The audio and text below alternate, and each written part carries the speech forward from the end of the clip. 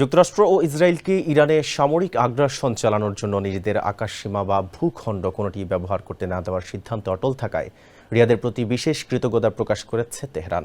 বৃহস্পতিবার বার্তা সংস্থা এএফপিকে দেওয়া এক সাক্ষাৎকারে সৌদি আরবে নিযুক্ত ইরানের রাষ্ট্রদূত আলী রেজা এনায়েতি এই কৃতজ্ঞতার কথা জানান। তিনি বলেন, রিয়াদ বারবার আশ্বস্ত করেছে যে তারা ইরানের বিরুদ্ধে তাদের মাটি বা আকাশ কোনোটি ব্যবহার করতে দেবে না।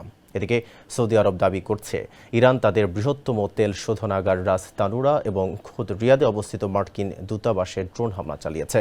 মার্কিন দূতাবাসের কম্পাউন্ডে আগুন লাগার ঘটনায় সৌদি কর্মকর্তারা সরাসরি তেহরানকে দায়ী করেছেন এবং পাল্টা জবাবের অধিকার রাখার হুঁশিয়ারি দিয়েছেন।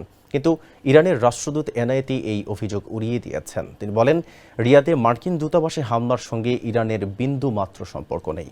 তেহরানের নীতি পরিষ্কার, কোথাও অপারেশন চালালে তারা প্রকাশ্যে তার দায় স্বীকার করে, লুকোচুরি করে না।